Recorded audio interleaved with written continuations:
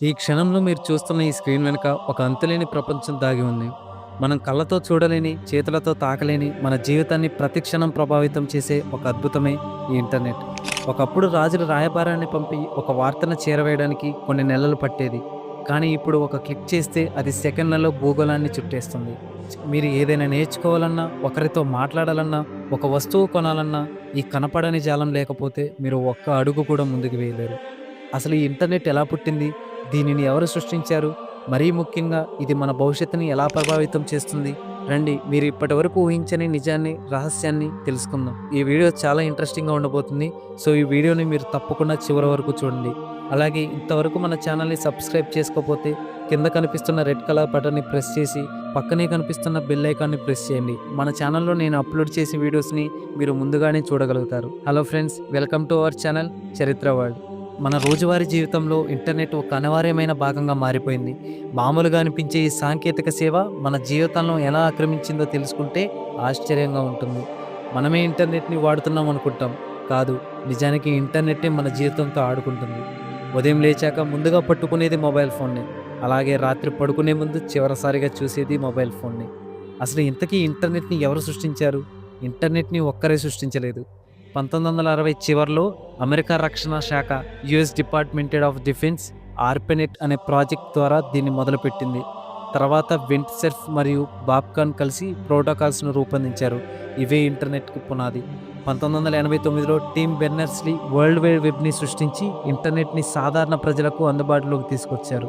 ఈ శక్తివంతమైన ఇంటర్నెట్ మన బ్రెయిన్ని, మన డెసిషన్స్ను, అలాగే మన జీవితాన్ని మెల్లగా నియంత్రిస్తుంది. సోషల్ మీడియాలోని రీల్స్, షార్ట్ స్టోరీస్, ఈ చిన్న వీడియోల మాయలో గంటల పాటు గడిపేస్తున్నాం.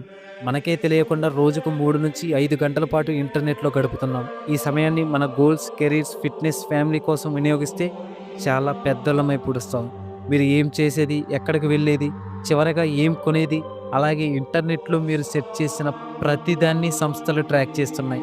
Google, Facebook, Amazon, Instagram, YouTube లాంటి కంపెనీలు మన గురించి మనకన్నా ఎక్కువగా తెలుసుకుంటున్నాయి.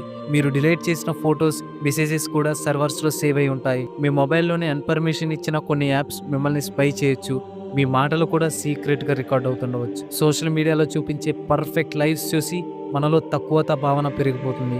నిజానికి అవి స్టేడ్ ఫొటోస్ మాత్రమే. కానీ మనం వాటిని నిజంగా నమ్ముతూ మన జీవితాన్ని తక్కువ అంచనా వేసుకుంటున్నాం. ఇంటర్నెట్ అనే కనపడని జాలం ప్రపంచంలోని ప్రతి మూలలో ఉన్న మనుషులను కలుపుతుంది. మీరు హైదరాబాద్లో కూర్చొని ఉండి న్యూయార్క్లో ఉన్న వ్యక్తితో సెకండ్లలో మాట్లాడగలుగుతారు. ఒకప్పుడు సమాచారాన్ని చేరవేయడానికి కొన్ని వారాలు పట్టినప్పటికీ ఇప్పుడు అది ఒక్క క్లిక్ దూరంలో ఉంది. ప్రపంచంలో ప్రతిదీ ఇన్వెన్షన్ కత్తిలా 2 ముఖాలు కలిగి ఉంటుంది. ఒకవైపు రక్షణ, మరొక వైపు విధ్వంసం. ఇంటర్నెట్ కూడా అలాగే. మీరు దానిని ఎలా ఉపయోగిస్తారనేది మీ మీద ఆధారపడి ఉంటుంది. మనమందరం కలిసి ఈ డిజిటల్ యుగాన్ని మరింత బాధ్యతగా, మరింత తెలివిగా ఉపయోగిద్దాం. ఇక చివరిగా, ఇంటర్నెట్ కేవలం ఒక నెట్వర్క్ కాదు. ఇది మానవ మేధస్సు, కలలు, ఆశలు కలిసిన ఒక అద్భుతం. దాన్ని రక్షిద్దాం, దాన్ని గౌరవిద్దాం, దాన్ని భవిష్యత్తు నిర్మించడానికి ఉపయోగిద్దాం. మీ సమయం, మీ శ్రద్ధ, మీ మనసు, ఇవే మీ గొప్ప ఆస్తులు. వాటిని వృధా చేయకుండా వాటిని సరిగ్గా పెట్టుబడి పెట్టండి. అప్పుడే మీరు డిజిటల్ సముద్రంలో తేలిపోకుండా దానిని నడిపే కెప్టెన్గా నిలుస్తారు. సో, మీకు ఈ వీడియో వర్తి అనిపిస్తే ఒక్క లైక్ చేసి ఇలాంటి మరిన్ని ఇన్ఫర్మేటివ్ వీడియోస్ని, అలాగే మరిన్ని ఇంట్రెస్టింగ్ వీడియోస్ని మీ ముందుకు తీసుకురావడం కోసం మన చరిత్ర వరల్డ్ ఛానల్ని సబ్స్క్రైబ్ చేసుకోవడం మర్చిపోకండి.